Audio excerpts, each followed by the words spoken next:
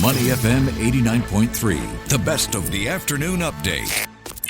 Money FM 89.3. Now, deciding where to locate a business is important, and some say it's crucial for success because it impacts visibility, accessibility, operational costs, growth, potentially influencing long-term performance and profitability. And today we're talking about an exciting topic, one that's shaping the future of global business and corporate strategies. The latest findings from Savills World Research, which has identified Singapore as the top location for corporate relocations globally. Seoul, New York, London and Abu Dhabi round up the remaining top 5 places.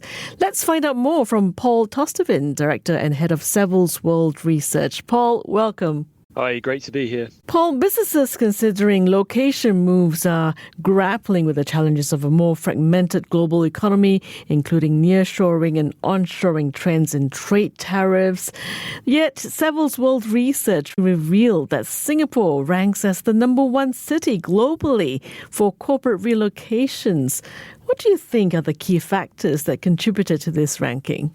So our new corporate dynamic wealth index is designed to measure exactly this. So we look at cities that are performing well when it comes to attracting and developing wealth and investment from a corporate perspective. So Singapore's sort of ticking a couple of boxes in a few key areas. First of all, corporate environment. So we have a strong sort of corporate base, favourable tax environment, good business environment, of course, very good best-in-class infrastructure, strategic location in Southeast Asia and very business-friendly policies. Partly as a result of this, it's a hotspot for foreign direct investment. Indeed, that reached record levels in 2023, which is the latest available data. But on top of that, you've got a very strong economic base in its own right, and also a strong employee base, highly educated workforce, as well as access to funding. So it was probably the city that covered those bases best of all those that we looked at. Okay, that makes sense. And Singapore's location in terms of access to the broader ASEAN market, how important do you think that is for companies making relocation decisions? Yeah, location I think is a really important factor. And, we see it with the other big cities that are at the top of the list, London, your New Yorks, your Tokyos, partly, of course, to access to regional markets, but also, depth of market in its own right, depth of talent pool, diverse sort of industry bases as well, and the ability to cross-pollinate between industries also matters. So, yeah, I think that's an important factor.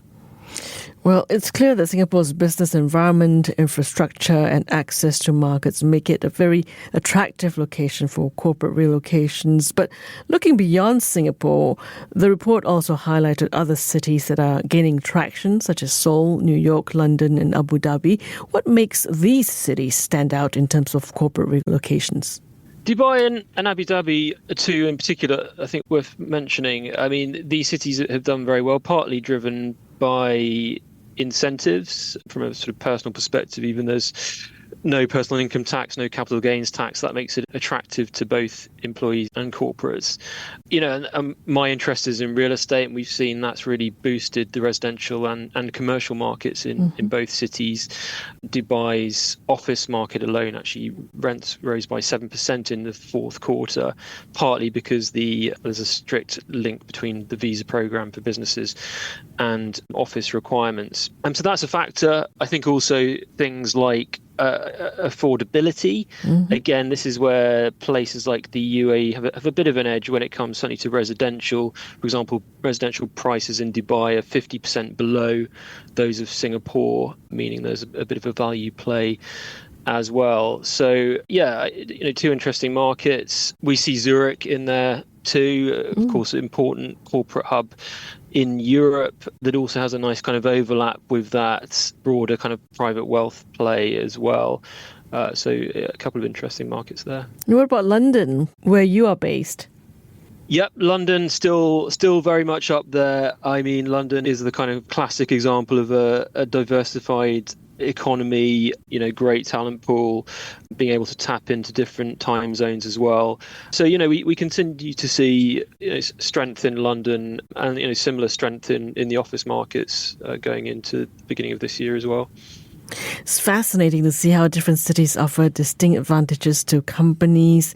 Paul, I'd like to get your thoughts on this. What can you tell us about the role the knowledge economy plays in terms of corporate relocation decisions, especially in the cities we've been talking about? I mean, we see cities do well in index for different reasons, some for more for sort of economic, some more for incentives. But I think that knowledge economy is a common thread, Singapore included.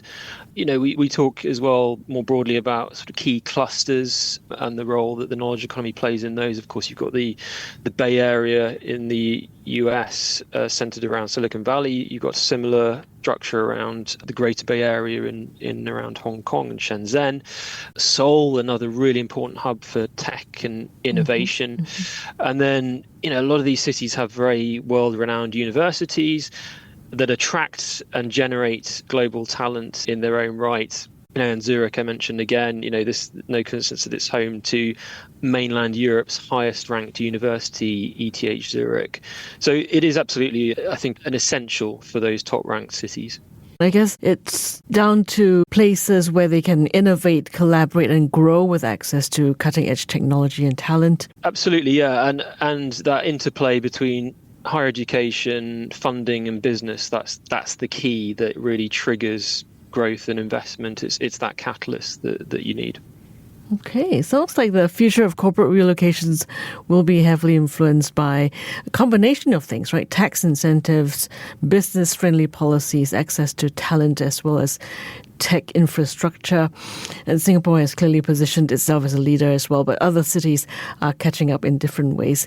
Yeah, I guess the final piece of the puzzle is quality of life. And again, this is something where Singapore does well, particularly around safety and security, healthcare.